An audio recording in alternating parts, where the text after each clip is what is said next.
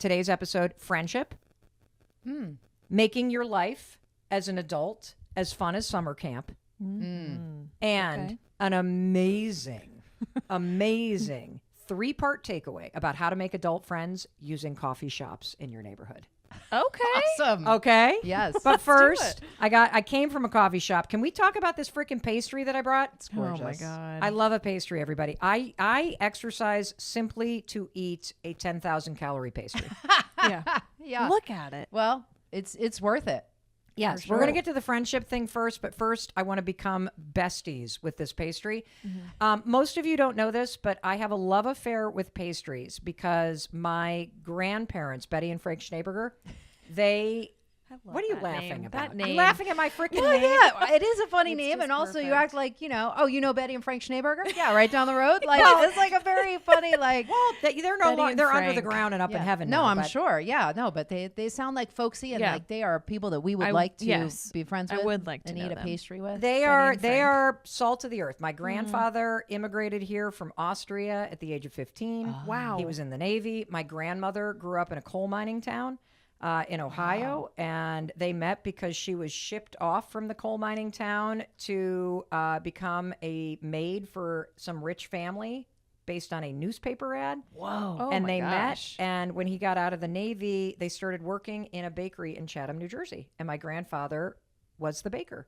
And ultimately, over the years, they bought out the owner, and they were the Chatham bakery people. This is, by the way, why I never saw them, because they ran a bakery Yeah, by themselves. And when you run a bakery, dude. you're running a bakery. When you you're cannot, on, when you're on Team Butter, you just are on Team Butter all the time. Yeah, so I always think about my grandparents when I see a great pastry. And my love of flowers, that's my other love, comes from my parents because I was forced to weed every single weekend of my life and deadhead. But so I love pastries, and this one is a winner. And I promise we're going to get to the friendship, but first, can we just all collectively... Wow. Yeah. So here's the breakthrough that I had. When I first moved to this tiny ass town, couple years ago now, I guess I've lived here full time now for about a year. When I first moved here, I hated it. I was lonely. I had no friends other than you two. And you two are amazing, but I'm sorry, like it's kind of lame if your only friends are from work, right? Yes. And I hated it here. Today, I realized that I have had a life-changing breakthrough. I woke up today and I feel like I live in adult summer camp. That's awesome. I woke up, I rolled out of bed, I had my glass of water, I made my bed, and then I checked my phone, and Amy, you and David Gerbitz were already texting like schoolgirls. We were. Like at 5:30 in the morning. We He's were- like, who's up? Yeah. And you're texting photos of the view Yes. this morning. And then We you're like, were- who wants to do something? Is Amy pulling a card? Are we going for a walk? What's happening? And then you said, Mel, get in here. And that was the last text I read. And I was like, here? What do you mean in here? And then I realized you were talking about just get in the text chat. Yeah. And talk to us. Well, we were up before the bugle, at camp, kind of like we were just up, and yeah, we're like-minded in that way. We're all up early in the morning, doing our thing, getting our day started. So I was like, Mel, get in here. What have you got to say? What are we my doing? God. And I Yeah. felt this like, oh, I have friends. Yeah. I have friends that are having fun that want me to have fun Yes. with them. Oh my God. Aw. Oh my God. And Yeah. then like it just was this moment. And so, excuse me. I'm so excited that I'm like Yeah. choking Yeah, I myself know. here with my own air. That as I was reflecting on this morning, I thought, how did I get here? How did I get here? How did I get from being new to a tiny community, feeling so depressed and lonely, being worried that I had made a huge mistake by leaving a place that I had been for a very long time, convincing myself I would never be happy, I would never find people that were my friends, I would never have an experience in my life where I had friendships like people have in college or you have at summer camp and you're just having fun and you're doing life together and there's some drama but no drama really, like, Right. Yeah. and here I am and I've created it, and I realize because I really want you The point of the episode today is to get you to consider that it is within your power to create an experience as an adult where your life feels like summer camp, where your friendships are really fun, where you're having fun, where you wake up to text chains where friends are already talking, you're walking into a coffee shop and people that you know and love are walking in just randomly. And so you have, and that's what's happened. And oddly enough, it has to do a lot with coffee shops. I can't wait to hear this. You know what she's talking about, Jessie, though. Let's do it. Okay. Okay, great. And I just need to also say that there are people outside doing all kinds of work around here. There are tractors. There are stone walls that are getting built. There is pavement going in today. And so, you're going to hear some stuff. Yes. And we're not going to edit it out because the whole point of the Mel Robbins podcast is that we're doing life together. And we're putting our arm around you and taking you on that walk with us. Along with all the brawny men outside. Yeah. Yes. We're jumping on the mic. Yeah, we're just jumping on the mic together. And I want to inspire you today to think about the next 12 months of your life and the breakthrough that is available to you if you start to show up differently and you get super intentional about creating fun with friends and meeting new people and putting yourself out there. And it does have to do with... Oh my God, there's another mine. friend. Oh my God. It's a friend of mine calling, like on cue. Gretchen. Can you hear me, Gretchen? Mel? Yes, you're on the podcast. We were just talking about friendship and how it feels like summer camp here. And then you called. Oh, I'm so glad I called too. I'll call you back when you're done with your podcast. All right, but just tell everybody how miserable I was a year ago. Like no friends, sad sack, depressed. Well, you thought you had no friends. You did have friends. And you were depressed and you were a sad sack. But you had friends and you were loved. You just didn't feel it. Oh, whoa, drop the mic. Drop the mic. Okay, wow, Exactly. Gretchen, okay. She sounds like the camp counselor this morning. Yes. All right, my love. All right, I love you. I'll call you later. Bye. Love you too. Bye. Oh, okay. Maybe we should start there. Yeah. Like maybe you do have friends and you're not letting them in. And I you're believe not it. embracing it. Amy, I'm looking at you. Yeah, I believe it. You're looking at me because I just said that. Yes. Yes. Just yesterday, Amy turned to me and was like, I need to find my friend group. I'm like, bitch, Yeah, I'm in your I friend know. group. What are you I talking thought about? about that. How can you? And I told my husband Tim about that, and he was like, "That is probably the rudest thing you could ever say to somebody." I need friends while looking at a room full of people that are like your contacts. Not and your- you. Not you. I mean, real friends. You No, thought we were no, friends? it's true. But you know what that points to though, Mel, is I was feeling, a little sad and like I didn't have friends. Why? Because I was looking at life through the lens of I don't have any friends. I was literally telling the person, you, that I am friends with. Well, I don't have any friends. How lame is that, And I was thinking about that moment and how I changed my mindset on that and how, you were kind of like, all right, listen, this ends here if you're not going to consider me, like a good friend. And I thought about it and I thought, why do I feel like that? It's just a habit to feel like that. Yes. And I also think that as an adult, there is a major change in mindset that you need to make. And interestingly, Gretchen clearly called at the exact right time to make sure that we talked about this. I mean, it's kind of uncanny because when you're growing up, so much of your friendships are orchestrated through teams and through the classes that you're in and through people that live on your hallway or people that you work with.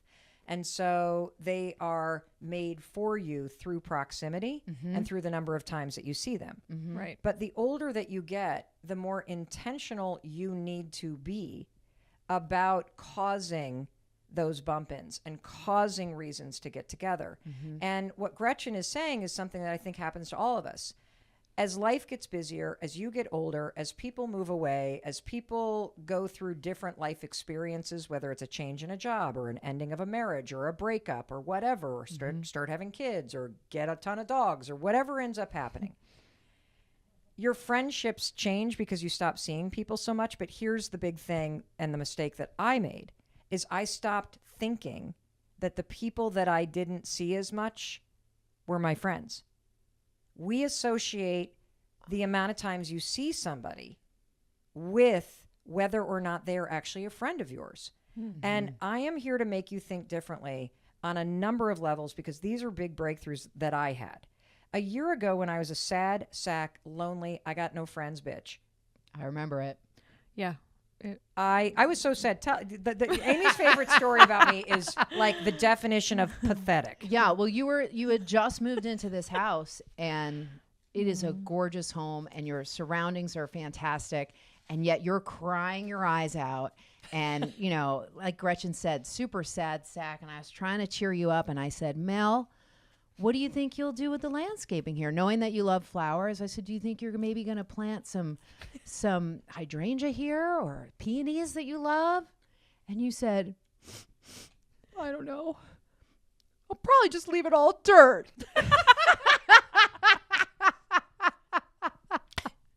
And what do we know? Who's outside today? Right. We're planting. Yeah, and a year later, here I am planting Yes. peonies, hydrangeas, and tons of hosta. Yeah. And this is an important part, because when it comes to loneliness and friendship, it doesn't matter how nice your car is. It doesn't matter how good your job is. It doesn't matter how much money you have or you don't have.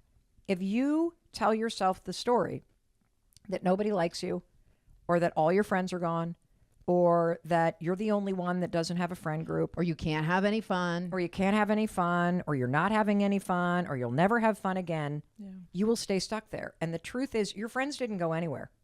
Your friends, I am convinced, and I need you to hear this loud and clear, every single adult right now is having a friendship crisis.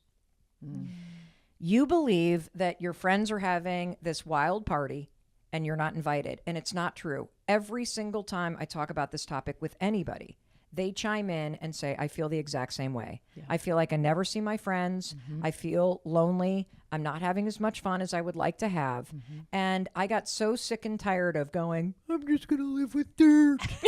I'm not going to plan anything. That I said, woman, if you want to have more fun, if you want friends, you got to put your ass out there again. You do. You have to cause this. Just like if I want plants to grow, I got to plant the seeds. I got to split the hosta. I got to stick them in the ground. And I'm telling you, I want to inspire you today to think differently about friendship. Okay. I want today to be the day that you turn the corner and you start to plant those seeds, because you can wake up a year from now and go, holy guacamole. My life feels like camp. Yeah. I have a lot of friends. I'm having fun again. I'm like bringing the fun. There's activities. And they're on purpose friends. Like what I call on purpose friends. What does that mean? Right? Like not friends from work, although we know that they're great. You're an on purpose friend. Yeah. Though, for No, me. yeah, I'm no, not you're an on purpose friend for me too. Wait, not an on purpose friend? What is an on purpose friend is somebody that you deliberately saw and wanted to be friends with and made that friendship happen. Okay. So not on purpose would be work friends, or friends that you, I don't know, that you maybe do some kind of sporting activity with, but like, it's not because you're a friend group first. It's just the sport. They're an comes acquaintance first. kind of person. There's a common bond, but that bond comes before the friendship. So like the softball team's going to always exist, whether you're on it or not. Hold on a second. Right? Yeah. Okay, I love this distinction. Okay. The difference between the bond that's created versus the friendship that's developed. So to use the three of us as an example, we have a bond because we work together every day, but our friendship got created because we took it way further than just the bond of work. Yes. There's Oh, caring I love and empathy and nurturing and Outside support. hours, And like- outside hours. And outside and probably HR non-compliant. But that's cool because it's on purpose. Yes. It's okay. Yeah. It's on purpose. Yeah. So We want to. on purpose friends are amazing, and I'm kind of just opening up to that too, because you don't feel like they're. I think that's part of the reason why I felt like I didn't have any friends, because you feel like they're just friends with me because I work with them.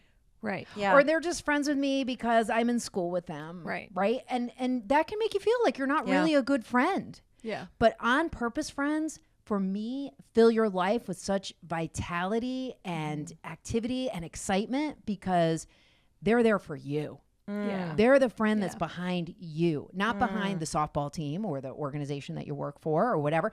They're there for you. How great is that to be on purpose with your friendship? Great. So already 2 massive takeaways, and I haven't even talked about the coffee We shop got to get to trip. the pastry. But I want to make sure that we pull this apart because number one, there's a lie you're telling yourself, which is you have no friends. That's actually not true. Your friends are still there. What's been missing is the fact that you're not being proactive about developing the friendship piece. So let's take Amy's little framework there.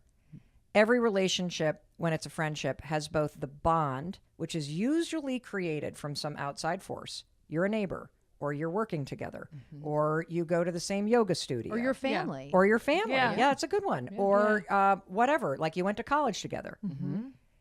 When the bond that brings you together all the time disappears, it's on you to keep the caring and the interest and the outreach alive because that's what the friendship actually is. And so I want you to understand that all those people that you used to hang out with, that you used to feel that bond with, they're still there. And they're thinking you left.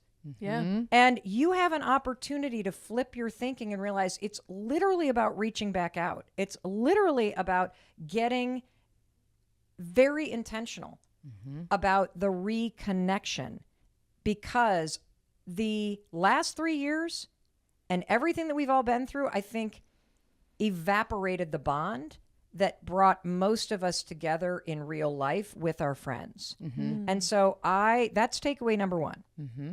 Takeaway number two is that this is possible in your life. You can have an experience in your adult life that your entire adult life, when it comes to friendship, is a camp experience. That you're in it with other like-minded people, that you're having fun, that there are activities. And if you want that, then get the shovel out and start planting some seeds. Some of the most important people that you're going to meet in your life are in your future. And if you continue to tell yourself the 5 lies I've been telling myself, you're going to miss out on connecting with them. And so let's get into it because I am right here shoulder to shoulder with you in this same struggle, okay? I'm 54 years old. I thought by the time I was 54 years old, my life would be a party. There would be barbecues every weekend. We'd be going on cruises and bike trips with friends. I'd have all kinds of downtime to hang out with my buddies. What the hell has happened? It's like I feel like the older I get, the more boring I get. I feel like adult friendship, this is how I would describe adult friendship, at least for Mel Robbins. And I'm sure you can relate to this. Adult friendship is literally bumping into people randomly and being like, oh my God, it's so great to see you. We should get together. And then 6 months go by.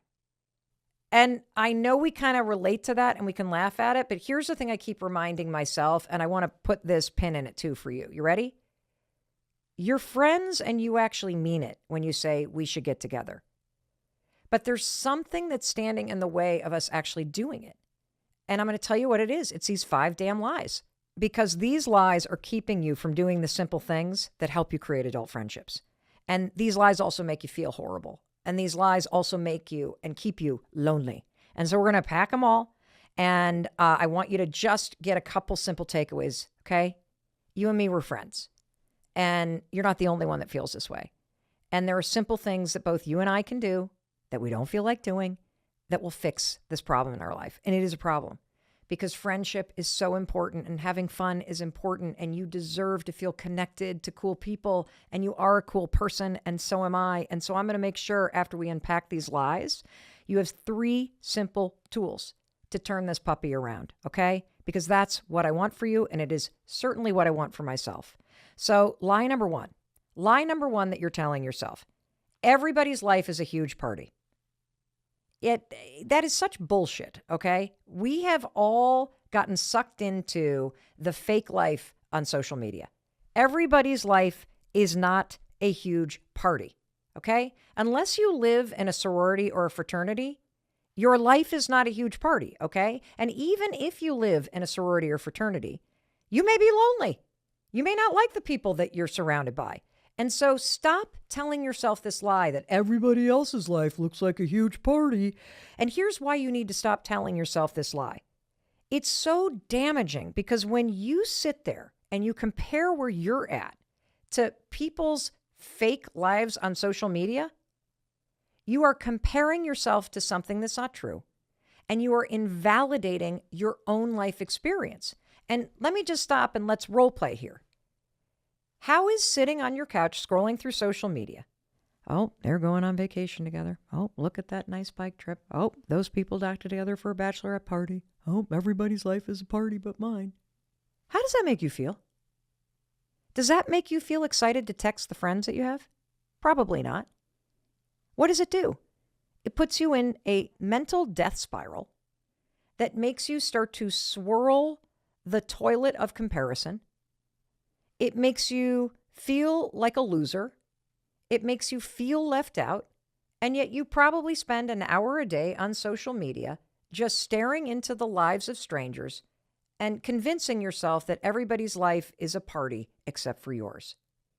No one's life is margaritas in Ibiza. That may be what influencers do, but that's not what normal people do. And the reason why you have to stop telling yourself this lie is because you will never feel motivated to make the effort, and you will never feel worthy of the kind of friendships you deserve if you are constantly swimming in the toilet of comparison. So, what is the truth? What do you need to do to turn this around? Truth number one, if you want your life to be a party, create it. That's truth number one. You know, I'm guilty of this too. I'm guilty. I always know when I'm coaching myself because I go, that's number one. I always raise my voice because I'm also kind of trying to get you to listen, but I'm also like, hey, Mel, stop looking at everybody else and saying, there's the party. Why am I not invited? And look in the mirror. If you actually want that for yourself, create it. I remember there was a period in my life where my business was really taking off and I was on the road all the time. And it was also that moment in time when our kids had gone from middle school into high school. And something interesting happens when you are in that area of your life where you are raising kids. And so as you listen to me tell this story, you can think about it from the lens of being an adult and raising kids. Or if you don't have kids and you're in your 20s, you can think about friendship from the same lane. Because, you know, when you are raising kids or when you're a young kid, you travel in packs. Everybody's at the same soccer thing. You tend to hang out with people after, soccer's on Saturdays. Your parents are friends with the kids the parents of the kids you hang out with. And then something interesting happens around middle school. Kids start to peel off into club sports. You start to have your own preferences of friends, and the friend group starts to fracture. And when high school rolls around and you have more independence, you now can drive or you can get rides with your friends. You are on your own. And that huge friend group that you used to travel with, it sort of shatters and you only see people kind of at games or at big events. And for me, it was happening at the same time. My career's taking off. I'm traveling all the time. We're now in high school, so there's not that large organizing thing that happens when you're younger as a kid and when you have young kids. And I started to realize I wasn't seeing my friends. Where did all my friends go? And I started to swim in the toilet of comparison. I would get home at the end of the week from work and I would look on social media and I would see people out at the country club that we didn't belong to posting photos. And I would see other groups of people. Maybe it was people who had sons on the same soccer team, but our daughters, were hanging out with and they're getting together. And I started to convince myself everybody's life is a big party. And this is why this lie is so damaging. You tell yourself you're not invited to the party. You start to feel like a loser that nobody likes. And I felt that way for a couple of years. And finally, one day I said to Chris, we just don't get invited anywhere. And Chris turned to me, it's so interesting. And he said, well, when's the last time we invited anybody over? Mic drop. Thank you, Chris Robbins. If you want your life to be a party, start throwing them. And stop telling yourself the lie that the party is somewhere else and you haven't been invited. Create your own. So that's truth number 1. Okay? Truth number 2 is this. If you're swimming in that toilet of comparison and you're telling yourself everybody's life is a party but mine, and you feel like a loser, I want to tell you something. You don't need a lot of friends. This is a huge myth that I think that modern life has slammed in our face thanks to social media, because now we're aware of what everybody else is doing. The truth is, and this is based on research, that you don't need a huge group of friends. If you got 1 or 2 really close friends, I'm talking the kind of friendship that runs deep in terms of trust. If you have what researchers call a 4 a.m. friend, what is a 4 a.m. friend? A 4 a.m. friend is somebody in your life that if you called them at 4 o'clock in the morning, just because you wanted somebody to talk to, they would pick up. I want you to stop and think for a minute. Let's say that you wake up at 4 o'clock in the morning and there's nothing really wrong. It's not like you have an emergency, because I think in emergencies, there's lots of people you can call. But let's just say it's 4 o'clock in the morning and you wake up, can't go back to sleep. You're feeling kind of lonely. You just want somebody to talk to. Who would you call? For me, I know I would call Jody Bricken. She's my best friend from elementary school. She has trouble sleeping. She's probably awake anyway. Hi, Jodes. And she would pick up. I would call Amy. Amy is sitting right across from me right now. I could absolutely call Amy. I can think of a couple people. I would call Gretchen Larkin. I would call Lisa Schwartz. There are a bunch of people in my life I could call. So I'm doing okay. If there was one human being that popped into your mind that you could call at 4 o'clock in the morning, and I know there is, you are doing okay. And I also have a confession to tell you. As much as I am jealous of what looks like huge parties, and as much as I am the kind of person that thinks she wants to always be at a huge party, the truth is I'm very extroverted in my work, but I'm really introverted in my personal life. And I think it's important for you to hear it's okay if you're not the big girl gang or guy gang type of person. There's nothing wrong with you if you just prefer to run in a small circle. Now, I think my circle has gotten so small, it's basically become a dot because of COVID, but we're going to get into that when we get into some of the other lies. But I need to say that loud and clear. It is a lie that everybody's life is a huge party. That's number 1. And the truth is, if you want a party, start throwing one. And the other truth is, you don't need to have a huge group of friends. You know, I often think about the fact that, some really fun memories that you'll have is with an enormous crowd of people. Like, think about being at a huge wedding, right? The band is playing, you're dancing like crazy. It's super fun. You're surrounded by family. You got some friends there. All the friends that you go out and party with, are any one of them your 4 a.m. friend? Probably not. Probably not. And we're going to get into this as we talk about the other 4 lies that you keep telling yourself. So let's keep going. Lie number 2 sounds a little like this. I don't fit in. Or maybe you say this to yourself. People don't like me. That's me. You want to know what is going on in the Mel Robbins head here? It's people don't like me. Or another way I would say this, you're mad at me. I just presume I've done something wrong. That's how screwed up my wiring is. I'm working on this, as you know.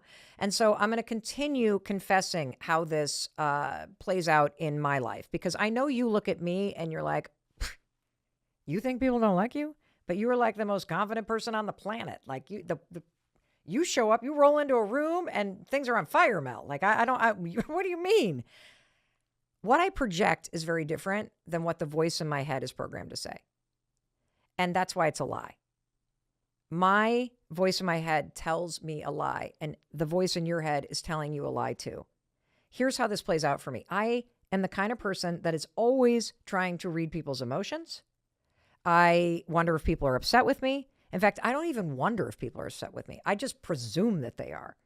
I'm the type of person that would put emojis behind any kind of text if I feel like that might be taken in the wrong way or might hurt somebody. And here's what I'm learning from the Mel Robbins podcast as we interview these experts and as I dig into your stories and DMs with you, is that this is complete tomfoolery.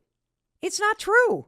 This is garbage from my childhood. This is attachment theory stuff. Clearly, I have an insecure attachment style. If I'm constantly worried, clearly I've got coping mechanisms and wiring that I developed when I was little that I don't want anymore as an adult. And so why is this lie so damaging? People don't like me. Well, let's role play this one. If you're sitting at your house or in your car or scrolling on social media and you're telling yourself the lie, I don't fit in, people don't like me. On a scale of 0 to 10, how motivated are you to put yourself out there? How about negative 27? That's how motivated you are. You are not only not motivated, you are more likely to hide. Because if you believe, because of this lie you've been telling yourself, that people don't like you, why on earth would you put yourself out there? This is why I need to shake both of us by the shoulders. This is why we got to start reaching for the truth. This is why we've got to combat this awful programming that tells us the lie that people don't like you. It's not true. And I'm not just saying that because I like you. I'm not just saying that because I know you're a good person. I'm saying it because there is research around this. It's called the liking gap. And this research, hold on to your hats, people. This comes from psychologists at Cornell, Harvard, Yale. So we're talking smarty pants research here. This means we got to believe it, okay? It's called the liking gap. What is the liking gap? It's this lie. It's the tendency to underestimate how well liked you really are. See, you feel awkward about reaching out, and so do I, due to this liking gap. We don't reach out because we don't think people like us. We're underestimating the truth. What's the truth? People like you. Period. Nobody's mad at you. Period. Stop living your life as if somebody's mad at you. How about we flip this instead? How about you start living your life assuming that people like you? What a radical idea. What a radical idea to walk into work and say to yourself, people like me here. What a radical idea to walk into a party this weekend or to a networking event and go, people like me here. I mean, that is a revolutionary idea. And I will tell you something. I struggle with this. I struggle with this a lot. This is one that I'm really working on in my own life. And I'm telling you this because I want you to work on it. And I'm going to confess something. Boy, this is really turning into like a therapy session. I wish you were really sitting here so you could hold my hand. So when I was launching the Mel Robbins podcast, I was told that the best way to grow a podcast show is to be interviewed on other podcast shows.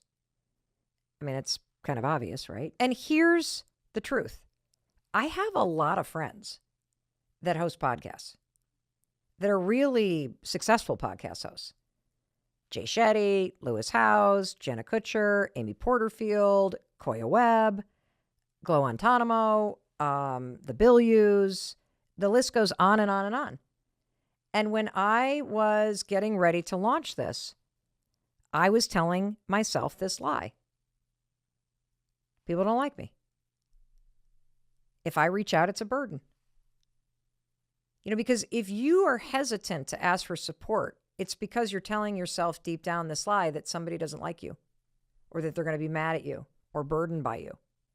And I am telling you that I struggle with this. And so there were a couple friends of mine, Jay and Lewis and the Billius and Rich Roll, that all said, hey, and the Boss Babes, they said, hey, I'd love to have you on the show. And I didn't reach out to anybody else. Do you want to know why?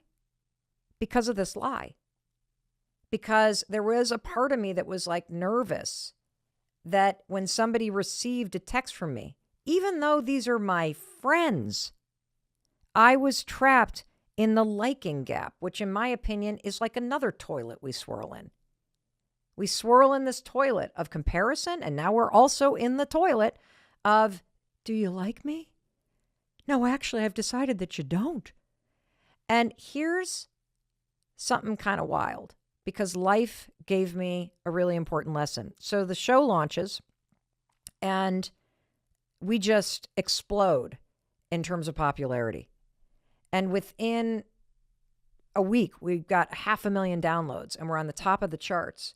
And I got a text from a very good friend of mine, Brendan Bouchard, somebody who has helped me in some of the worst moments of my life. He is just a gem of a human being. Please check him out. He's awesome. In fact, he just launched a killer marketing podcast. If you're in business, I would check that sucker out. He texted me, and he said that I thought twice about texting this to you, but have I done something wrong? And when I read that, my heart sank. I'm thinking, why does he think he's done something wrong? And he said, I saw that a bunch of our mutual friends were supporting your podcast launch, and you didn't ask me. And it stopped me in my tracks, because there's a reason why I didn't ask him. He was launching a podcast network at the same time. And he had helped me so profoundly with the High Five Challenge and Growth Day. And I felt like I just couldn't burden the guy anymore. Why? Because I was telling myself a freaking lie. What's the lie? That people don't like me, that I'm a burden, that I can't ask for help. It's complete garbage, everybody. In fact, when you don't ask your friends to support you, they feel like your life is a party and they're left out. Isn't that unbelievable? We're all sitting there swirling in this toilet of comparison and assuming that people don't like us, and it's not true. So let's leverage the research from Cornell and Harvard and Yale, and let's be smarter about this. Let's not let our emotions and our insecurities from childhood ruin the potential of amazing adult friendships. Because when you tell yourself that lie, now you know it's destroying your desire to reach out. And here is the truth. You need to live by, and I need to live by. People like you more than you think. So you better start acting like it. Now, let's move on to lie number 3. Lie number 3, BFF. Remember that from middle school? We're BFFs, BFFL, BFFs for life. Let's get the matching necklaces of the heart that is like kind of broken in half, and you'll wear one and I'll wear the other. Here's the reason why best friends forever is a lie. Best friends aren't always forever. Friends come and go in your life, even your best friends. Friendships fade. They fizzle out. And I've even experienced that over time, sometimes that best friend that faded or fizzled out because life just does that, it's a natural part of life, sometimes you find your way back into each other's lives again. Now, the reason why I believe this best friends forever is a lie is because it puts pressure on you. It puts pressure on you to label a friendship, and it puts pressure on you to hang on to things just because you've spent a lot of time with somebody. And when you hold on to friendships that no longer feel like a great connection or feel energizing or support who you're becoming, you know what happens when you are friends out of obligation? You start to feel resentment. And the other reason why it is so important to stop telling yourself, you got to be best friends, we got to be best friends forever, best friends forever, is because that pressure that you're putting on yourself to hold on to things that don't feel right anymore, that's the reason why you don't have room for new people to come into your life. And look, if you've been best friends forever and it's working for you, that is freaking awesome. I'm talking about the lie we tell ourselves that if you don't have a best friend forever, somehow you're damaged. If you don't have that lifelong childhood friend, somehow you're an idiot. That if you don't have best friends and you walk around in a squad and you've got Halloween costumes where you're all matching, you've screwed up your life. It puts pressure on you that is completely manufactured, and it's totally unnecessary. So what's the truth? The truth is, you may not always be friends with somebody forever. And that's good. That's good because you want friendships in your life that support your growth. You want friendships in your life that have a mutual exchange of energy. And you need to take the pressure off yourself. And you got to expand the way that you think about friendship. Because when you look at BFF, not as best friends forever, but best friends are flexible, it creates room for growth. It creates room for the kinds of friendships that come in and out of your life based on what you need and what you can give. Doesn't that sound nice? I think it sounds really nice. So here's kind of a new way to think about friendship. It's flexible because friendship is mutual. It's supportive. It's a connection that is based on energy. It's based on what your passion is right now. It's based on what your goals are right now. It's based on the effort that you're putting in. And it's not necessarily based on history. You've experienced this. There could be somebody that'll walk into your life next week, and it's literally like you knew them forever. They were the exact person with the exact energy and vibe that you need right now. And that doesn't mean that you're no longer friends with the people that you've been friends with for a long time. It just means that if best friends are flexible, it means that they come in and out of your life in terms of intensity. And I think a lot about this right now because I've just moved. I've moved from a community that I was in for 26 years. I'm still on my text chain with my next door neighbors. I'm getting the texts about the fact that there's a fox running around or coyotes were this, or does anybody know a person that can dog sit?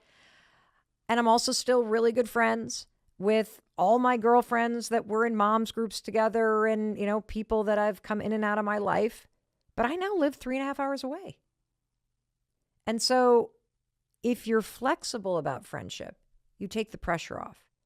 And you know that just because you don't see people all the time doesn't mean you're no longer friends.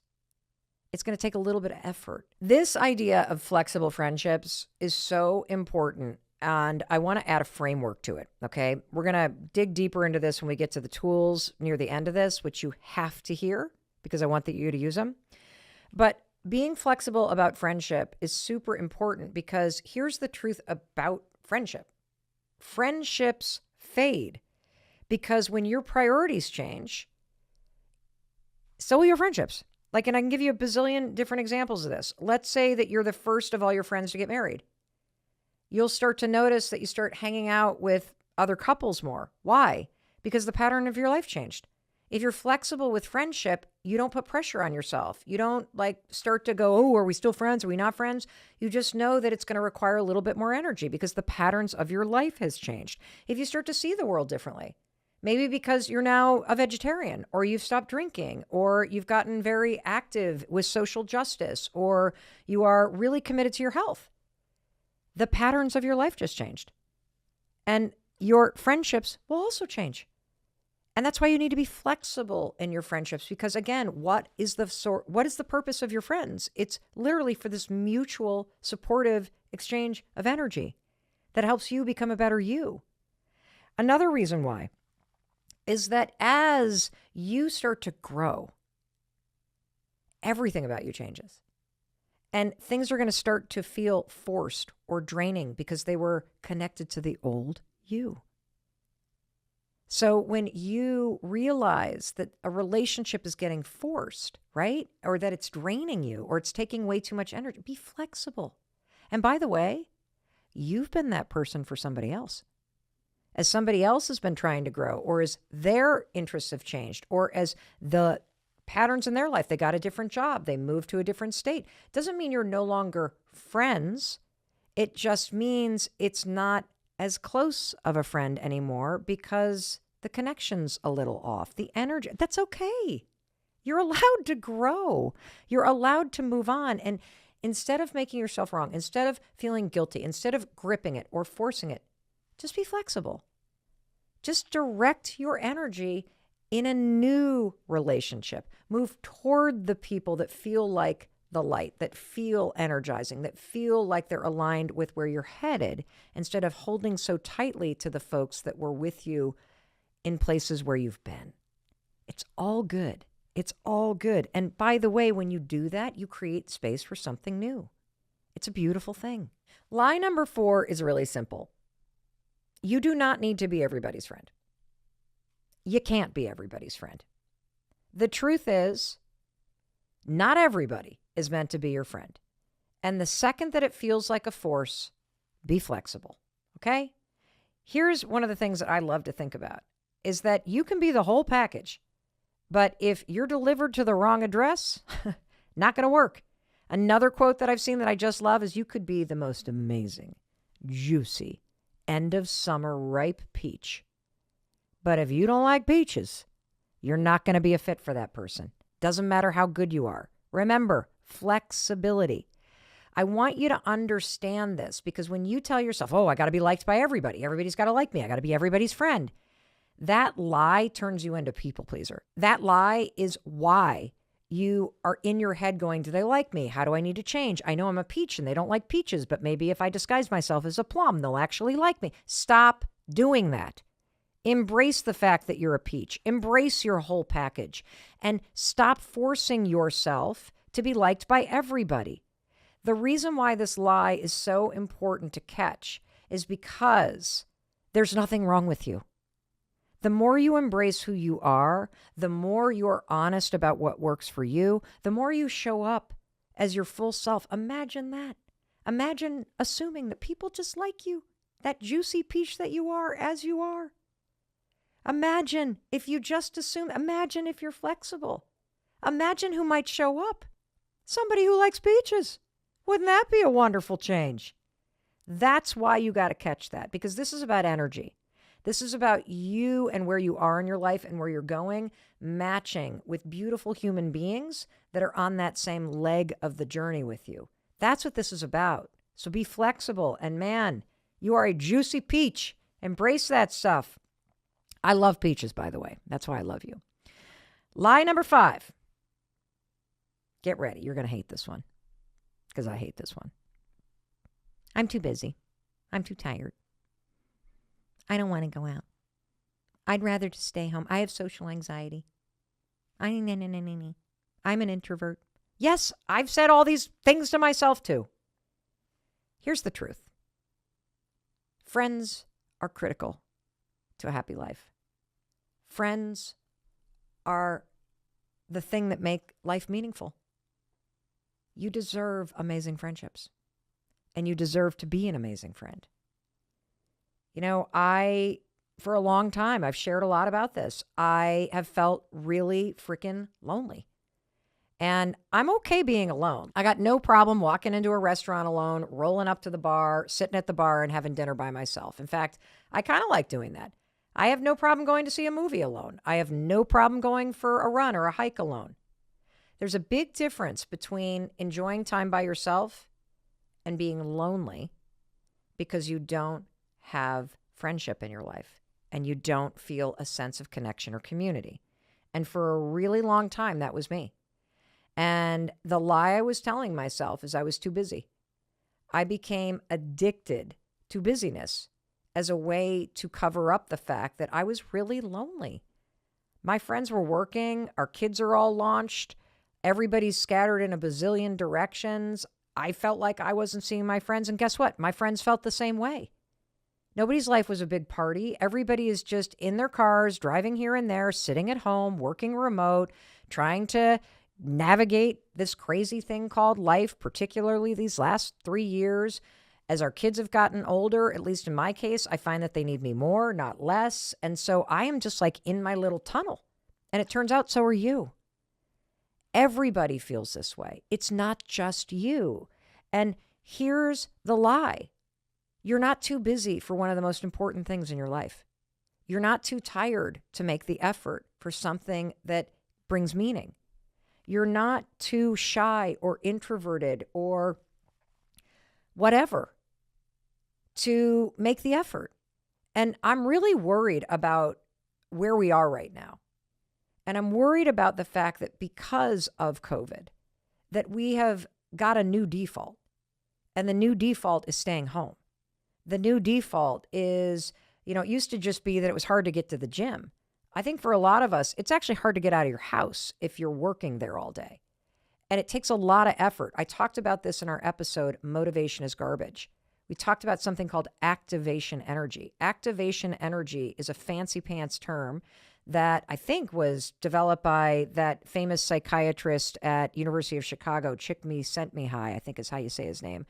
And activation energy is the force, like we're talking physics, we're talking rocket fuel force that you need to push your rear end out of your house after being on Zoom calls all day to go see a friend. It is so easy to opt out of the book club tonight. It is so easy to not go to that new hockey league or the intramural soccer thing or the lecture at the library because we've gotten used to being alone in our homes. This is so dangerous to your happiness. Do not let the fact that you've gotten used to being home be the reason why you don't 5, 4, 3, 2, 1 push your rear end out the door and make the effort, because the effort's small. The reward is everything. It's enormous. It's profound. In study after study after study, and there's one famous study, you may have heard of it, called the Harvard Men Study, where they studied, they followed groups of men that had graduated from Harvard for over 60 years. So they followed them from their entire adult life. And at the end of the study, it was 100% conclusive that the thing that brings the greatest meaning in your life is the people that you have surrounded yourself with. Now, let's look at that sentence, that you have surrounded yourself with. Sitting at home alone is not how you surround yourself with people. And you and I both know it, and we're both guilty of this. And moving to a new town, like many of you have during COVID. How many of you literally changed up your whole life? You had this reckoning. You're like, that's it. I'm going to relocate. I'm going to change things up. And now you sit at home alone. You have to make the effort. So that's what we're going to talk about next. You have the 5 lies. Let me summarize them for you. Lie number 1, everybody else's life is a huge party. Not true. Stop saying it to yourself. Either go make a party or just focus on making a few great friends and stop making yourself wrong. Get out of the toilet bowl of comparison. Lie number 2, people don't like me. That is a complete lie. You now have the research. Let's use the truth from Cornell, Harvard, and Yale. And people like you more than you think. Start acting like it. Lie number 3, BFF. Stop saying best friends forever. Stop putting pressure on yourself to be friends with everybody forever. It creates resentment. It is a total lie that you have to do it. Let's tell the truth. Friendships need to work for you. Friendships come and go, and the best kinds of friendships are flexible. So take the pressure off yourself and tune into what you need in this stage of your life and where you're going, and move toward the people that feel warm, that feel light, that feel energizing, that are supporting where you're going. Be flexible in who's coming and who's going. It is the best way to do this. Lie number 4, I need to be everybody's friend. No, you don't. No, you don't. Not everybody is meant to be your friend. You get to be selfish here. Stop putting pressure on yourself. Remember, you are a juicy peach. You got to find people that like peaches. That's what you deserve, okay? And finally, the final lie that is keeping you from having the adult friendships that you deserve is telling yourself you're too busy, you're too tired, you're too this, you're too that to make the effort. The truth is, this is one of the most important aspects of you creating a better life. There is nothing other than your mental health that deserves the effort more. And by the way, you start working on developing some great friendships, and your mental health is going to improve too. And that's not just Mel Robbins telling you the common sense. That's research, folks. This one, Andrea, is from Pam. So this is a question from a listener that I think will help us dig deeper into like the connection between you and people around you and how they impact your happiness. I'm listening to your podcast now and almost crying. What if your happiness seems centered entirely on that of another? In my case, it's my son. I've heard you're only as happy as your happiest child, and I have one son, and he is not happy. I know he lives with his face in his phone, and he says he doesn't mind being a loner. I know that he was happiest many years ago when he had a girlfriend who adored him and was very active. Now he's 26 and should be in the prime of his life, and he isn't. And as a result, I feel deeply unhappy. How do I move past this, and how can I help him do the same? At 65 and 4 years out from breast cancer treatment, I think it's time to find my warm people and find that happiness again. I hear that. I mean, I have 2 kids of my own, and so much of my happiness is built upon them and because of them. And, any frustration that I feel is usually because I'm not with them, right? Or when they're hurting, I so wish it was me. So I think that that's unavoidable. I think that love necessitates amounts of pain that we have to buy into. So I think that the fact that there's pain associated with that love should not be the surprising part. I think what I would, if this was me saying that, and I feel like that's been me saying that sometimes in my life, we got to hear only a little bit of her story, right? Her story was her son's story mostly, right? Then we heard that she went through breast cancer. Like, I would have loved to hear her story, and yet we're hearing her story as a bit character or as a side narrator of her son's story, which means that our happiness becomes very fragile. So you and I both, well, in financial groups, they always tell you diversify your portfolio, right? Don't all be in all stocks, and don't be in all bonds, and that's my knowledge cliff, right? Don't be on all one thing, right? I think the same thing happens with meaning.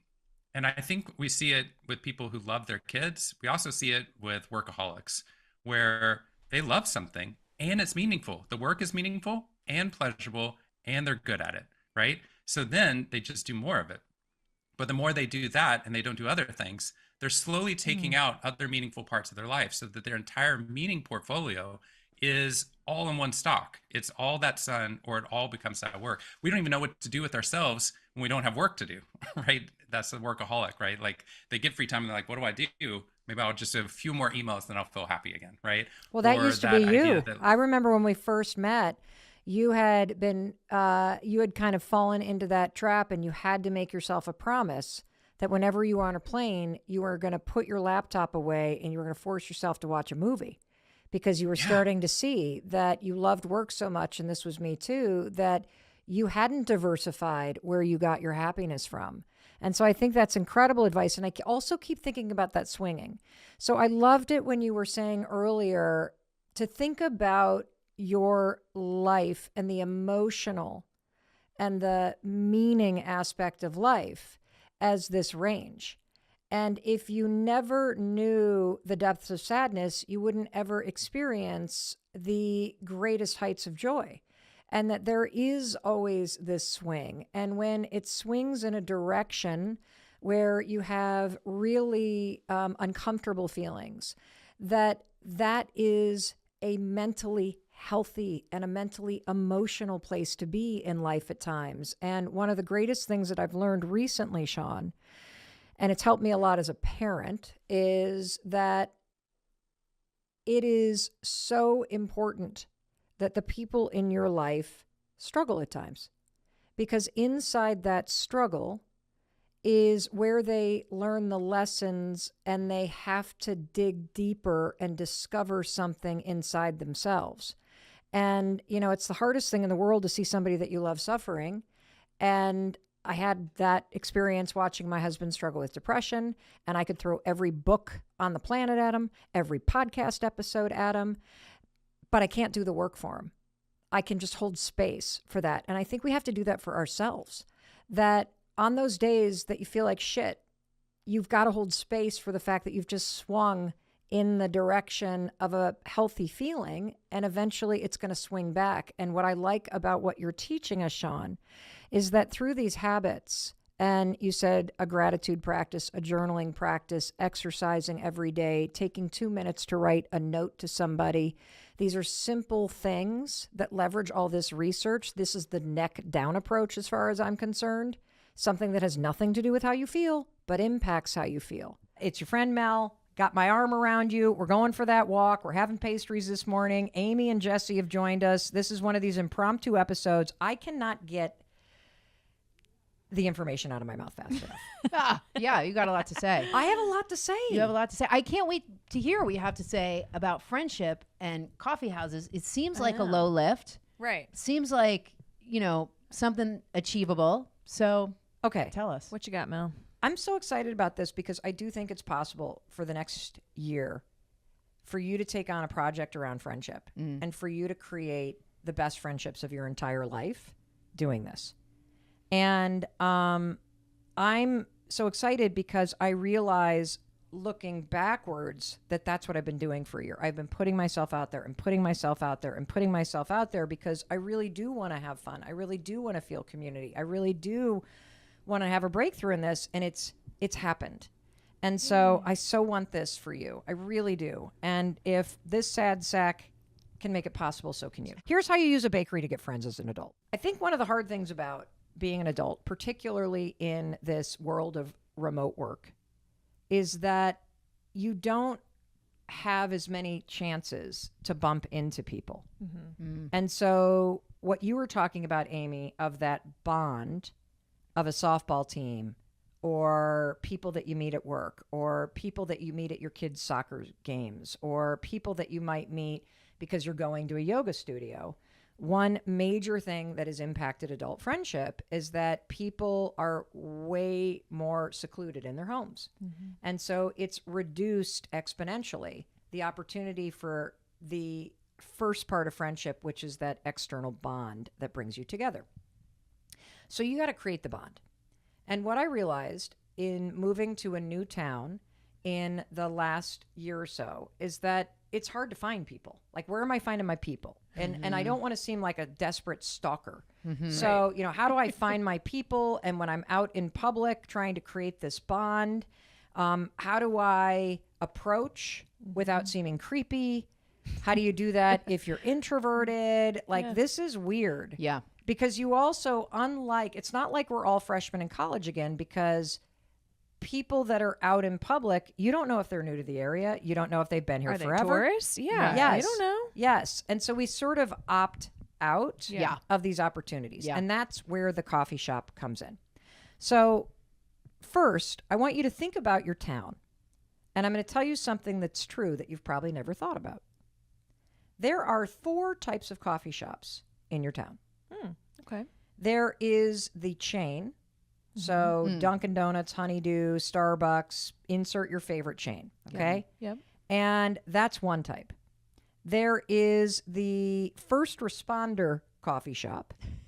And I'm going to explain more about that. That's where the EMTs, the volunteer fire folks, the police officers, they're all gathered there every morning. There is the kind of like the neighborhood local coffee shop, which is the place that a lot of moms stop by quickly to grab, the regular, the carrot muffin, the latte or whatever on their way to school, or maybe they meet their mom friends after school. And then there's the 4th type of coffee shop in your neighborhood, which is that super kind of high-end one. The kind of place where people wear an apron with leather straps and the pastries look like you would pay $75 for them. Yeah. Right? Yeah. Okay. Are you getting a cocktail or a coffee? You don't know. Yes. Yes. And you have to think about it and identify those 4 types of coffee shops, because the coffee shops themselves create an opportunity to create that external bond that is needed in order to form a friendship.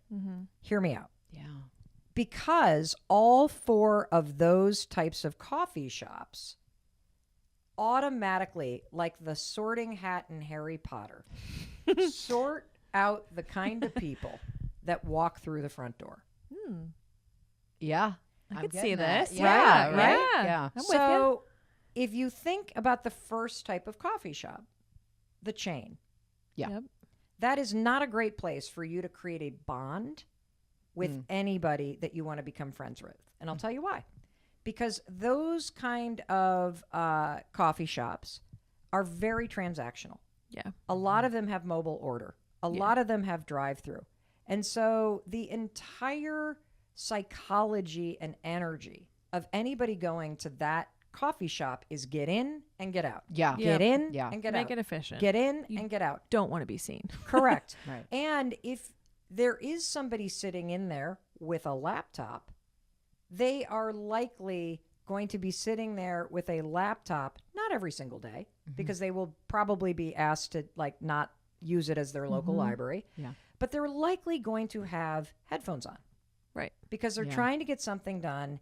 And because that kind of coffee shop experience is so transactional that people are in and out and in and out and in and out, it's a very distracting place to work. Right. And so that, while they may serve great coffee and it may be an efficient way to put a mobile order in and zip in and get your coffee as you're commuting somewhere else, it's not a great place to create a bond. Mm-hmm. Yeah. So we're going to just move that off the table. Okay. Yeah. Makes sense. Second type of coffee shop in every community is what I call the first responders, salt of the earth coffee shop. This is where the people that grew up in the town, the old Yes. timers, the volunteers that keep our town running, the highway, roads, kind of Yeah. what's that? Construction workers. Yeah, like I love these. Road maintenance. Yes, they yeah. got the best damn donuts in town. And the It's- little cups of coffee. Oh yeah, the little those saucers. like Yeah. thick saucers. Yeah. This like used to be the diner crowd. Yeah. And it's here's- an institution. It's an institution. yeah.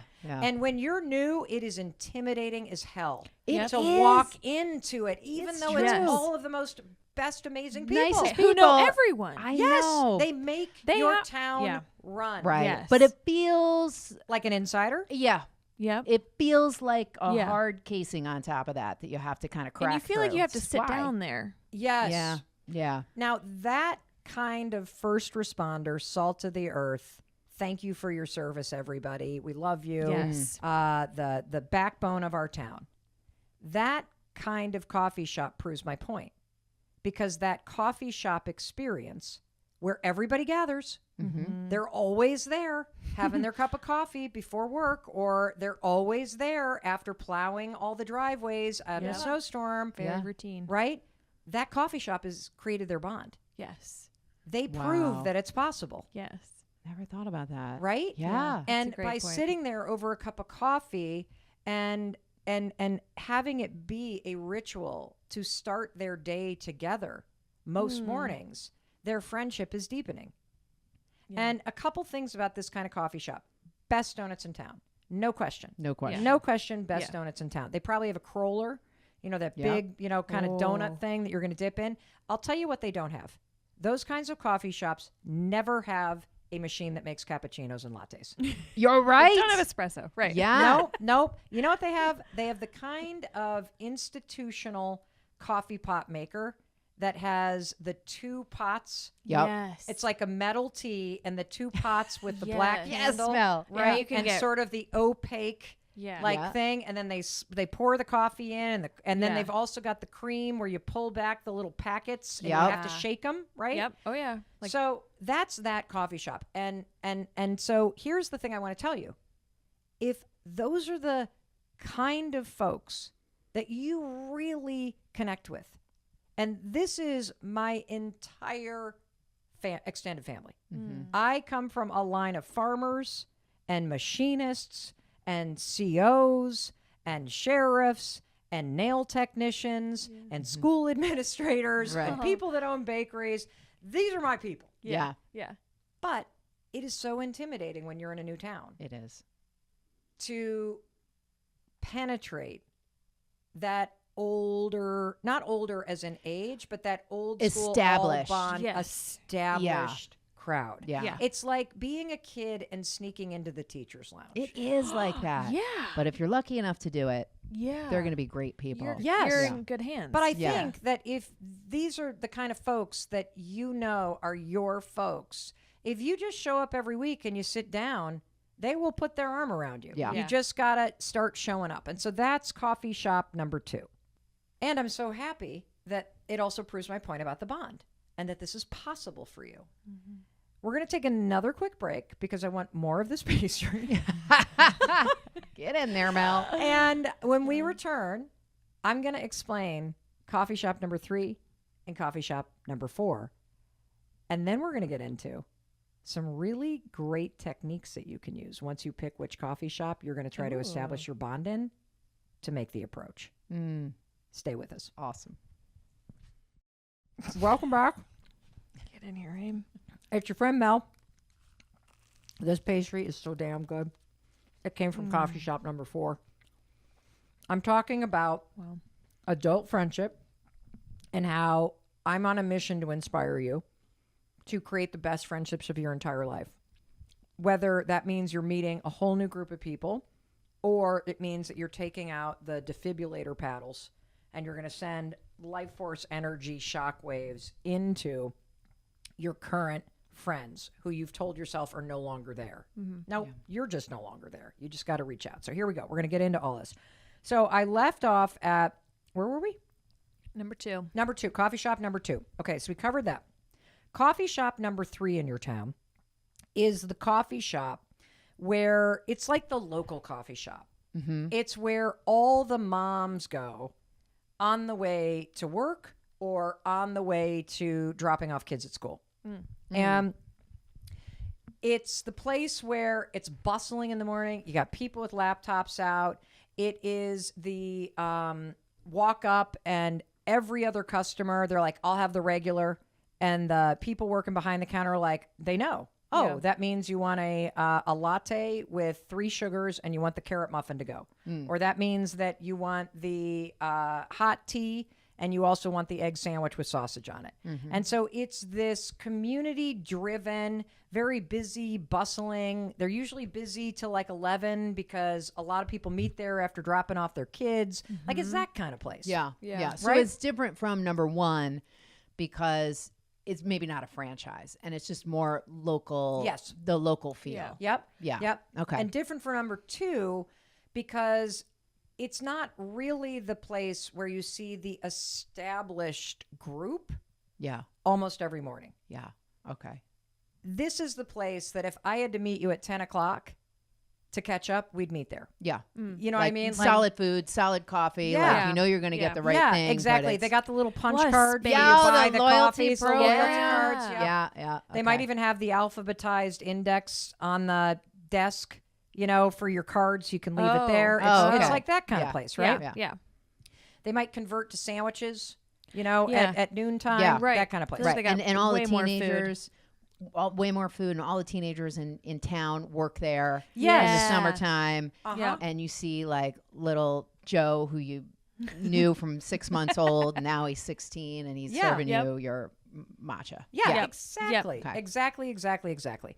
And, you know, one of the other things I'm going to layer into this is that, again, the sorting hat reference. Certain types of people go to certain types of coffee shops on a regular basis. I'm not saying that we don't frequent all 4 because I do frequent yeah. all 4 of these. Sure. Oh, yeah. But there is my go-to that really I feel more at home in. Yeah. That you want to spend an hour there. You want to spend 2 hours. You like if you could only pick one of the 4, there is one that you would pick. Yeah. And that's how you know the kind of person that you are and the kind of sorting hat thing that's going to happen for you. And this gets deeper and deeper. But let me tell you number 4 next. So number 4 is that coffee shop that is always written up in the travel guide about your town. It is the one that is white with barnwood. And the people that work there are very like kind of cool, Yeah. hippie, smart, maybe a beanie. Yeah. You've got a apron on with a leather strap. Yeah. The pastries look like $1 million. The coffee is strong. The latte machine is like the size of a New York City bus, and it looks gorgeous, right? Yeah. Right. Yeah. And that is a whole different crowd. Yeah. A whole different crowd. Yep. And one of the things that I love about this distinction is that when you kind of decide, okay, 1, 2, 3, or 4, and you can decide that based on if you had 2 hours to spend, which coffee shop are you going to go to for 2 hours? Right. Like you've got a kid that's getting braces put on. You got 2 hours to kill. Yeah. Where are you going to go sit with your book? And the reason why this is important is because you know instinctually in your heart there are going to be certain kinds of people with certain kinds of interests coming in and out. Because it doesn't none of these are better than the other. They just attract a baseline person who's interested in certain things. And look, there are amazing people that go to all four, and there are complete assholes that go to all four. It's not about that. Yeah. It's about the baseline interest in what people like. Right. So that's why the sorting hat is important.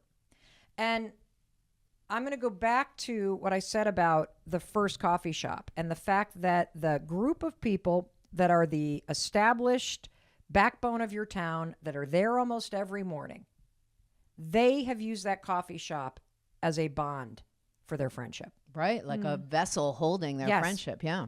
If you want to start to make adult friends, park yourself at one of those coffee shops several mornings a week and on one day on the weekend for an hour.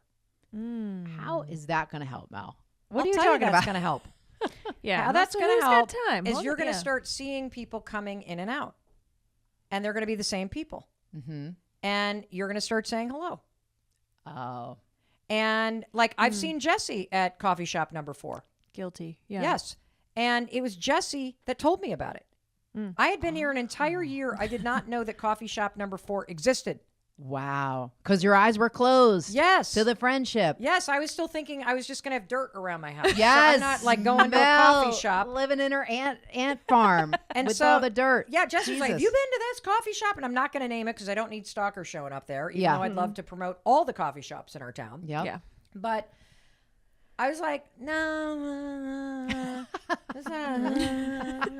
Kick rocks. No. I walked into that place. I was like, am I in Brooklyn, New York? Yeah. There's a person with a beanie. Yeah. There's an espresso machine.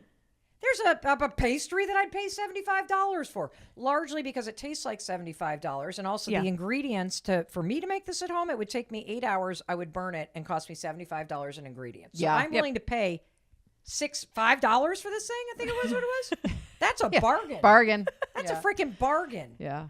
And when I walked into this place, I was like, oh my God. Yeah. Oh my God. Yeah. And so here's how this works. This becomes your go-to place when you meet people elsewhere to meet at. Yes. Yeah. So anytime you meet somebody new or somebody introduces you to somebody in the town, you say, how about we go get coffee on Saturday morning at 9:00 at the such and such. Yes. Now, here's where this starts to build. As you meet new people, here's what you say, because I always meet my friends there at 9:00 on Saturday morning. You're That's a creating good an ad right institution. there. You're creating your Yeah. bond and your institution. You know what? You know what's hitting me right now Tell about me. all of this? Friendship is a verb. Oh. Like when you're saying, "Oh, let's meet up for coffee," or let's, let you park yourself there, and then you have to actually, park yourself at the coffee shop, and then you actually have to talk to people. Yes. Friendship is a verb. Like you got Yes. to be doing things. It's an action word. Like you have to make it happen. That's Yes. what's hitting me right Yes. now. Yeah. And the Good more you point. go there, the more you start to know the staff and the owners. Yeah. And then you'll see who else knows the staff and owners. And then that gives you an in. Don't you just love this place? How long have you known so and so and so and so? And here's another way that you can like strike up a conversation. If you're standing in line, turn to the person next to you and ask them, what's the best donut? What's the best muffin? What's the best pastry here? What do you recommend? Yeah. That's your in. Yeah. Yeah. That's your in. And here's the other reason why I don't like category number 1 for this kind of friendship building. And the reason why is it's so transactional. Who in their right mind turns to anybody at a Starbucks or a Dunkin' Donuts is like, what donut do you recommend? Yeah. Like, no, like you're like, idiot. They've had the same ones for a decade. What do you mean, what ones? Have you never been here? The menu has not changed. Yes. And plus, you don't know if they're just driving through Yeah. Yeah. Yeah. on their Right. way somewhere else. Yeah. Pit stop. Yeah, it's a pit stop. And so this allows you to start to create that bond. It gives you a place where you're always going to say you meet people on Saturday mornings there at 9:00 in the morning. And that's your parking spot. That's your bond. And then you tell people that every time you meet them there, and then people start to bring their friends. Yeah. And that's how it starts to grow. And here's another tip. If you're shy and if you have trouble approaching people, here's the best way to approach for anybody. look at something the person is wearing, or look at some feature like glasses or nails, or a hairstyle, or a hair or color, or braids, or whatever it may be, or a weave, jewelry. or earrings, jewelry. Compliment them. Compliment them. Yeah. When you compliment, oh my God, your nails are so great. Wow. People literally light up like a light bulb. They do. Oh, They do. Yeah. They do. I know I do, right? Yeah. Like, and so everybody else must too. Yeah. Yes. Yeah. Yes. And if you're new, I would say this all the time to people. I'm new here. What do people do here? Yeah. Or even if you're That's a not good new one. somewhere, you can say to somebody, you know, I've lived here a long time, but these last 3 years, I think I've kind of become like a little bit like socially awkward. I've fallen out of loop of what's going on this weekend around here. Yeah. Yeah. And here's what's super cool about that. Let's go back to the way that coffee shops work as sorting hats. If you ask somebody that at Starbucks, the likelihood is they're going to shrug their shoulders and be like, I don't know. And then they race off because they're just coming in for their mobile Too order. busy. Yeah. You go to coffee shop number 2. Those folks are going to tell you something super fun like, oh, well, there's a tractor pull over at such There's a and potluck. such. Yeah, Yep. yeah. Or there's like a whatever, there is, or there's something going on over at the, there's like a bingo night or this, that. And I'm not saying any of this is good or bad. I'm just saying it's a type of thing. Yeah. Or Yeah. there's a huge more like neighborhoody. pizza fundraiser thing Yeah. going on for the local, fire department singing a job. If you go to coffee shop number 3, it'll be like, oh, well, there's a art fair at the school this Birthday weekend. party. Yeah, those kind of things. Something going on at the library. You go to number 4, it's like, oh, well, there's a mushroom foraging such and such Yes. happening. Or there's a author coming to the bookstore. Right. And so again, because it's a sorting hat of what people are interested in, you're pulled in for the aesthetic, you're pulled in for the type of food, you're pulled in for the vibe. But those kind of folks that kind of love those sort of things tend to have certain kind of events that they go to. And so you're also then going to get recommendations that also feel like it's something you actually might want to do. Right. Well, and what I'm also getting from this is that it's a better spot to make conversation at number 4. Because it's not transient where people are going in and out. It's not institutionalized. It's not focused around maybe kids or work or something like that. It's a great place to strike up a conversation. So go where it's a little bit easier. Yes. I think. Yeah. And here's one more recommendation that has really helped me. And again, I think I've demonstrated over and over that I can put myself out there. I don't give a shit. Like, it's an emergency to solve the loneliness problem. Yeah. And so I have no problem because I have no problem going up to people and saying, I'm new to the area and I desperately need friends. Like, if you guys need friends, let me know. Yeah. I did. How do you people meet people here? And most people laugh and say, I feel the same way. Yeah. Yep. And even if you have been in an area for a long time, there are 2 things I want you to do. It is okay to live in an area for 20, 30 years and feel lonely. And it's normal, and I think most of us do because of the last 3 years and quarantine and remote work. Mm-hmm. It's okay to do all of this in your own town where you've always lived and to say to people, I've become a hermit. I'm trying to like make some new friends. Like if you feel that way, you guys want to start a walking group or something, you want to just meet here on Saturdays so we have a touch point. Right. And then if people say yes, I get their cell phone right then. I text them right then. And here is a power move. You say, make fun of yourself. And the second I walk out of here, I'm going to forget what you look like. So why don't we take a selfie? So we remember Ooh. That's a good idea. this moment. Yeah. And so that when I text you, you're not like, who is this freak from the coffee shop? What are you talking about? Yeah. And so that is a major thing. And I say that because for the first 6 months I started using this coffee shop strategy on adult friendship. Yeah. I didn't do that. The selfie thing. You didn't do that. And then weeks would go by and somebody would text and be like, hey, you want to meet at the bakery? And I'm thinking, who the fuck is this? Awkward. Who did I give my name to? I don't even like. Not And then good. I've got ADHD, so I would have deleted the text chain. I'm like, who the fuck is this? And now you're embarrassed because you're like, Who is this? All right. What's your name? Yeah. Yeah. And then you walk in and you're thinking, okay, what person am I Yeah, looking that's not for? a good start to the friendship. So Yeah. you smoothed it out a little bit with the selfie Yes. thing. I think that really is a power move. Yes. Yeah. Really Yes. good. And that also shows you're super determined. Right. We're getting together. I'm We're- going to see you again. I'm gonna Yes. see you again. Yeah. Yeah, I Yes. like that. Yes. Yeah. And I have one final tip. I can't wait to hear it. And should I wait for the construction vehicle to go by? Are we hearing the beeping? Yeah, actually, maybe the beeping, everybody, is trying to get you to go deep, deep, deep. This is really important. Attention. Attention. Attention. Let's go back to my original desire. My desire is that your life as an adult feels like summer camp.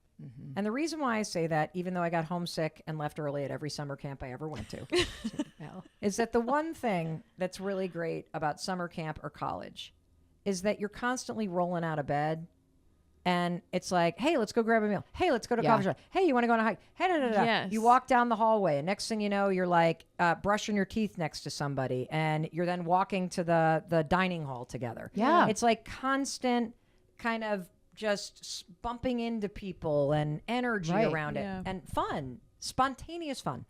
So one thing that I've started taking on more and more, and I stole this from friends of mine that I think are hilarious, is that I try to lighten up every single group chat that I'm in with memes, with funny ass photos, and it works wonders. Yeah. Oh. Like when somebody texts you, like you want to get together, I will literally take the ugliest selfie and be like, absolutely, but not right now because I haven't even gotten dressed for the morning yet. You know, Yeah. like that kind of thing. Yeah. Or you want to meet for coffee? Yeah.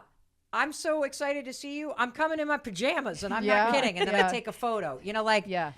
that sort of, That's I'm in awesome. camp again. Mm-hmm. I'm having fun again. You are. Good. And it's working. Yeah. Yeah. It's working. I've gone from wanting to just have dirt around my house to putting plants in the ground. I've gone from, feeling like I've got sympathy friends, like that my only friends are people I work with, to feeling like, well, actually, I feel like I it's not even that my work friends have become my friends. It's that I just get to hang out with my friends all day long, and we call part of that time work. Right. Oh. Right? You know what I'm saying? Yes, I love totally. that. And now I'm like, oh my God. Like this morning, you guys. This morning was it. What happened? What are you Oh talking my about? God. Well, first of all, I've already told you, I woke up. I did my, my ABCs. I got up out of the bed. I drank my water. I made my bed. I was about to go out for a walk. I pick up my phone. And there is this literally long text chain of Amy and David going freaking off. Yeah. Like with each other at 5:30 in the Wow. freaking morning. On a Friday. On a Friday. It's Wow. Friday, people. You got to double down. Literally. Come Like they on. are going. I'm trying to think. Ooh, that is it, long. It started at 5:06 a.m. Oh with my a video from I David. was in my REM cycle then. Jeez. Of the mist in the valley. I home sweet home. Amy says, I just can't. I was just thinking about you. He's like, I'm good. I'm ready. Amy's like, super. What are the weekend plans? David's like, get my health and wellness underway. Start figuring my business out. Relax. Blobbity, blobbity, blah. What time is the card pull? Yeah. Amy pulls I love cards, that. as you know. Amy's like, jumping right in. Super. Pulling the card at 6:45. Guys, I'm sleeping as all of this is going on. David's like, ooh, all my poems are now edited, so I'll probably get after that. Like, Wow. they're still going, you guys. Yeah. It's not even Day. 6 o'clock. It's 6:20. Yeah. 6:20, I wake up, and I see the last thing, which is, Mel, get in here if you're up. I'm like, I love these people. So we text back in the morning, It's like and a then camp. all They of a just walk sudden, to your cabin and start Yeah. waking Well, you David up. did. He came over to my house. Oh, And we did a you're going to walk the cabin in the morning. Yeah. It really is like a cabin. I said, I feel like I'm in college or a camp. I just fucking love you guys. Yeah. Oh. And then I said that, I'm going to head off to this Pilates class, and then I'm going to stop for an 800,000 calorie pastry. And then David's like, Mel, this is way better than camp. It's fucking amazing because we can have wine here. And then what time were we talking now? That sounds That like was David. 7. What time is it? 7? Okay. And then I love this. I walk into my number 4 coffee shop, and guess who's there? David. And then guess who pulls in? You, Jesse. Hello. And then guess who pulls in? Maxine, our other friend. no way. Because she was having a meeting there. Oh, of course. Because of course, where do you go to have a meeting? Number 4, baby. Well, yeah, or number 3, or Or number whatever, 2, yes. but just don't go to number 1. Yes. Right. Because you're not going to establish the bond there. Right. Yeah. Right. How freaking cool is this? So cool. And this is available to you. What did you two get out of this conversation? It's so, I want to say easy. It's easier than we think, than we give it credit for. Yeah. And I think it helps in our small little town that you can remember people's names and you're going to bump into someone. But I never did this even in the city when I had access to 10 coffee shops, you know? Yeah. Never tried because you just stayed in your bubble. But here it's so special having this. And I'm with you. Like, it's just so cool to go to a place and be like, oh yeah, there's my friend. And then I'm going to bring another friend here. Like, I'm trying to meet someone this weekend for coffee. 9 o'clock and Saturday morning. I'm going to take her to number 4. Uh-huh. Yeah. I'm meeting at 9 o'clock Saturday morning, tomorrow morning. Done. Nice. Okay. I will. I'll do It's that so right before I cool. go to Jane's game. Oh, Jane's fun. soccer game. See? Yeah. Okay. And so, you know, to those of you that live in a bigger city, here's the thing though. Your neighborhood has all these places. Mm-hmm. And your favorite place to go exercise has all these places around it. Yeah. And your kid's school or your office has these 4 places around it. And so get intentional, because getting serious about adult friendship, which means A, stop lying to yourself. You do have friends. All those people that were your friends that you saw all the time and those bonds that kept you in proximity that have disintegrated, your friendships are still there. It's on you to reach out. Number 2, use the coffee shop model. Use the coffee shop model and get intentional about this. And you be the first, and you be the one pushing it, and you bring the fun. Number 3, approach. Just be interested in people. Yeah. Be open. Make sure you get their contact information. Yeah. Take a selfie. At least take a photo of the pastry or whatever so you can remind them. Yeah. Have a kind of that go-to. You do it every week at a certain time, and then people start to aggregate, and that feels like you're connected to something. Yeah. And it's sort of like church used to be, I think, for a lot of people. I think so. And I think what I love about this is it's something you do anyway. Yep. You're having your cup of coffee anyway. Yeah. Are you going to do it alone, or are you going to do it with other people? Like you said, Mel, like you're going to exercise anyway. Are you Right. going to do it alone, or are you going to do it with other people?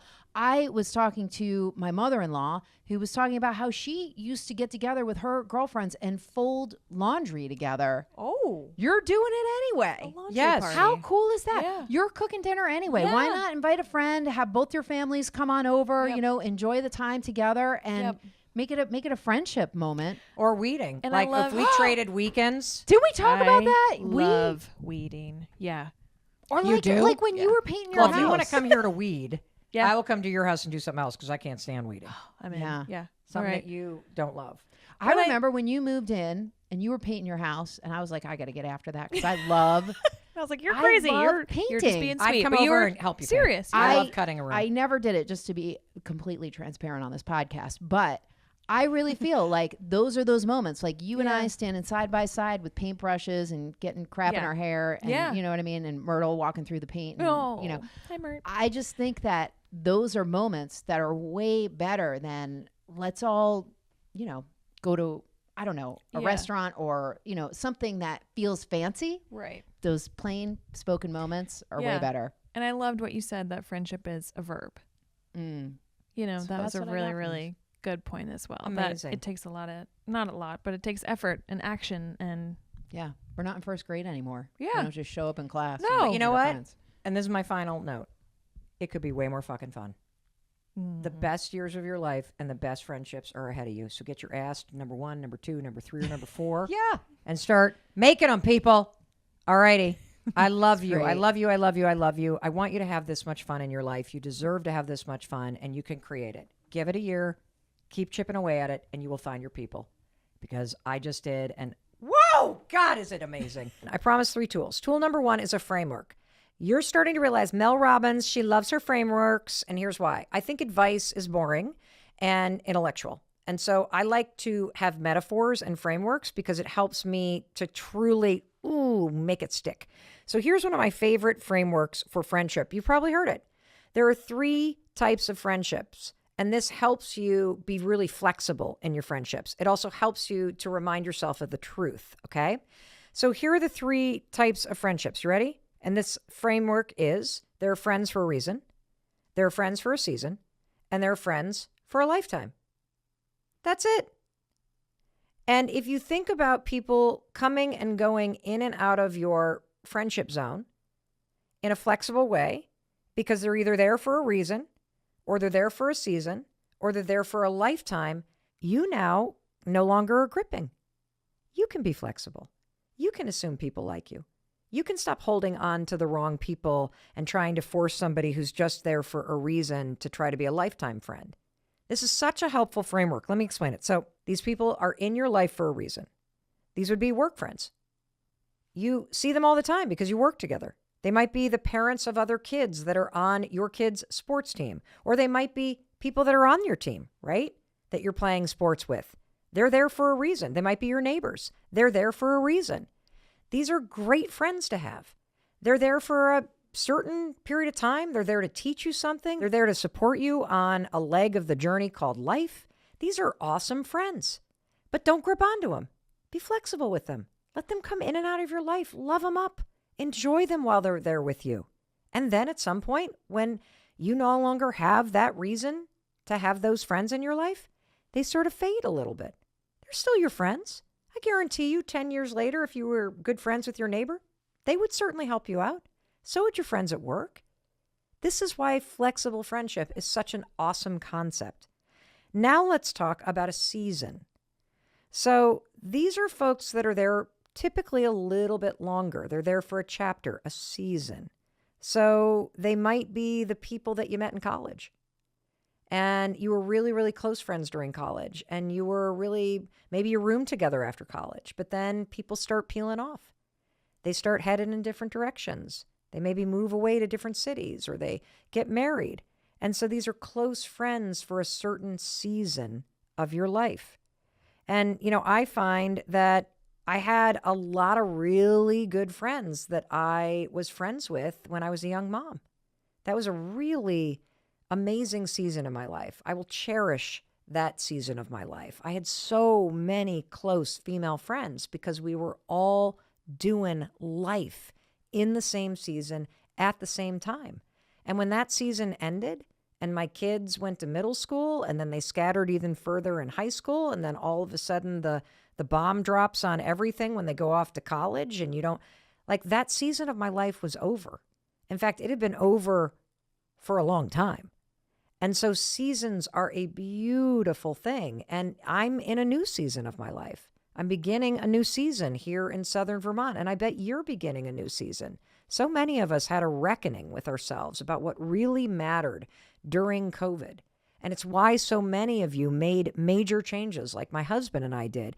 And it's why those of you that haven't are probably thinking about major changes, because you haven't truly accepted the things that you were processing around COVID and the changes that you would like to make. And so friends for a season are amazing, absolutely amazing. Just love them. And when the season changes, be flexible, because a new season is beginning, which means a new seasons of friends are going to emerge.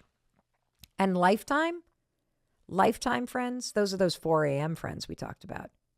And remember, you're doing pretty dynamite if you can think of that one person that you could just pick up the phone at 4 o'clock in the morning and call. And you know that they would pick up and just chat with you just because you wanted to talk to a friend. So, tool number 1, use that framework to enforce this flexibility. Reason, season, and lifetime. Don't force people into the wrong category. This is a big one. Please stop being mad at people for not being who you want them to be right now. Sometimes some of the most generous and beautiful and loving things that you can do for people is to graciously let them go and let them grow and let them be who they need to be in this season of their lives. Now let's move on to tool number 2, which you are probably going to hate. And that is, you need to take action. That's going to require you to step out of the comfort zone of your couch and the comfiness of a Friday night alone, binge watching TV, and push yourself to get out of your comfort zone and make the effort to make friends. And this effort part's really important. There was this enormous study done at the University of Kansas, and this was mind-blowing to me. And I found it to be, again, another very helpful framework, because I think, you're not a dummy, and neither am I. I know that if I sit alone in my house, it's not like friends are going to come calling and I'm going to suddenly have strangers show up that are going to become my new friends in this season of my life. I know I need to get out of the house. You know you need to make the effort, but we're not. And frameworks and research help me go, oh, this actually is a big deal. Oh, if I do want to change this and I want to stop feeling so lonely and I want to stop swimming in the toilet of comparison and dislike and insecurity, I got to climb out of the toilet. That makes a lot of sense. But this research from University of Kansas kind of blew my mind because it puts friendship into a timeline, an hours perspective. Making friends, check this out. They studied how many hours it takes to make a quote friend. And this is fascinating. That as a student, it's very different than what it's like to make friends as an adult. This is why it can feel hard, because most of our lives, we were in seasons where we were forced to be in groups. Like, think about how you're in a group in elementary school and that's how you meet your friends. And then you're in a group in middle school and that's how you meet your friends. And then you're in a group in high school and that's how you meet your friends. And then you're in a group in college and that's how you meet your friends.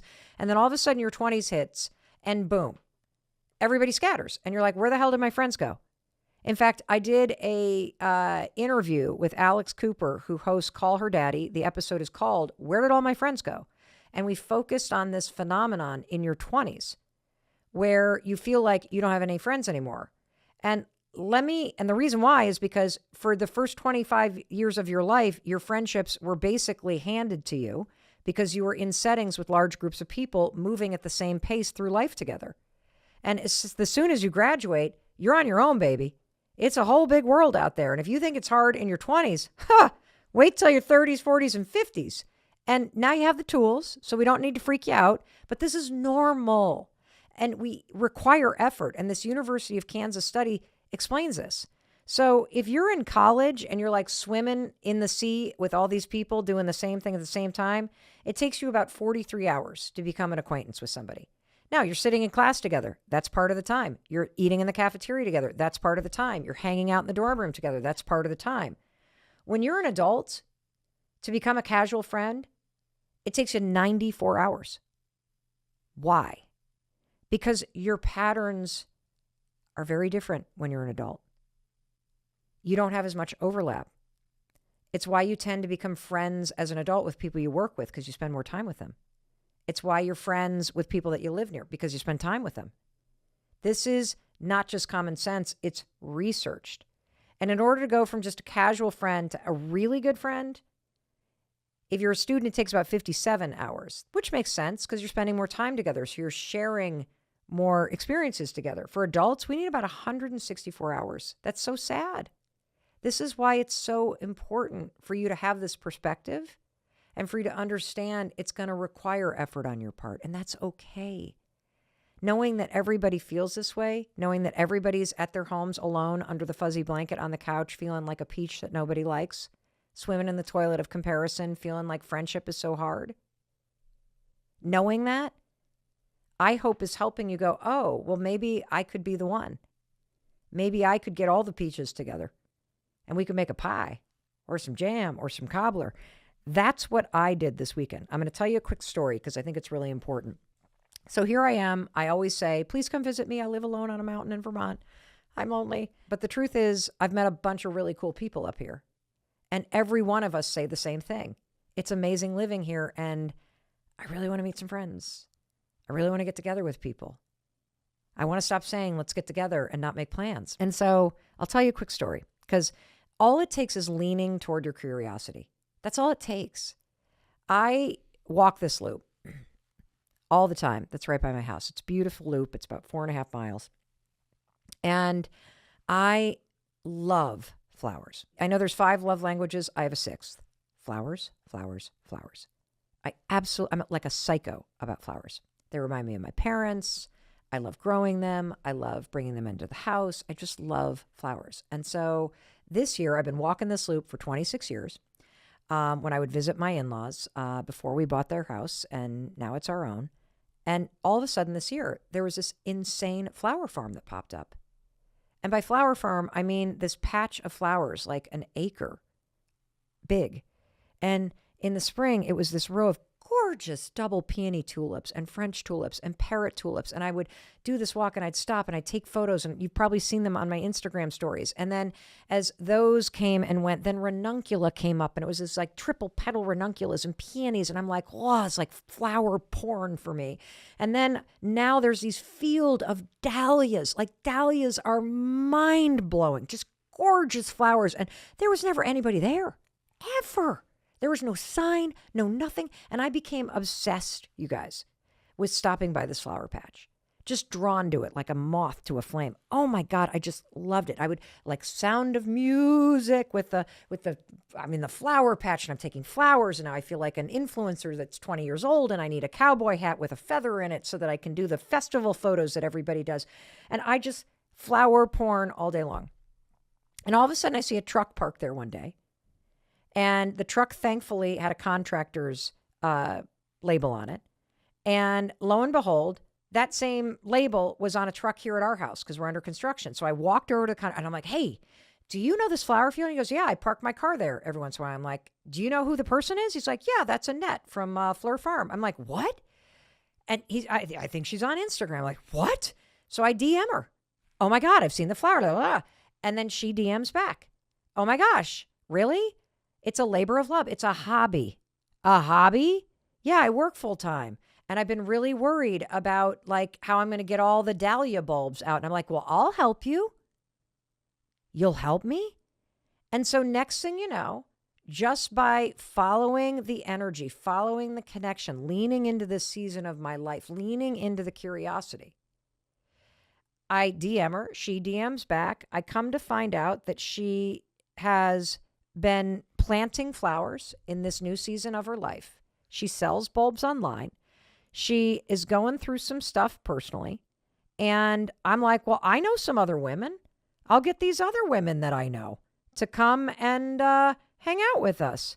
And I'll see if we can't like make something happen. And so we get 13 women to show up at the flower field on Saturday. I didn't know any of these women.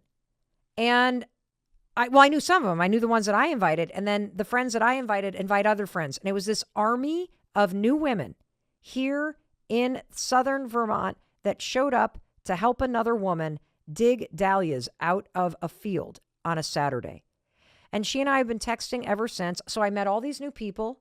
We connected over something we're interested in. We now have a group chat called the Dynamite Dahlia Dames. And so Annette and I are texting. Wait to hear this. When we both showed up, she said to everybody, I'm so overwhelmed because I'm so alone and introverted. I never think anybody would help. I have trouble asking for help. And so as we're texting, she writes, I'm so grateful for everyone's kindness and presence and the joy there was in the field this morning. It's been a hard and a lonely path thus far, building a vision shovel by shovel, digging my way to a new life. Boy, I relate to that. I really relate to that. And then suddenly, out come all these fabulous women. Yes, I'm very, very happy because that morning was my highlight of my week too. So the challenge now is leaning in again and setting a date again and moving the ball down the field. Because as we know from that University of Kansas study, that it takes time and it takes effort. And we all need each other to be making the effort. And so the final tool that I'm going to give you is something that is so simple and so impactful. And I have so many friends that now do this that I'm stealing this from. And it's very simple.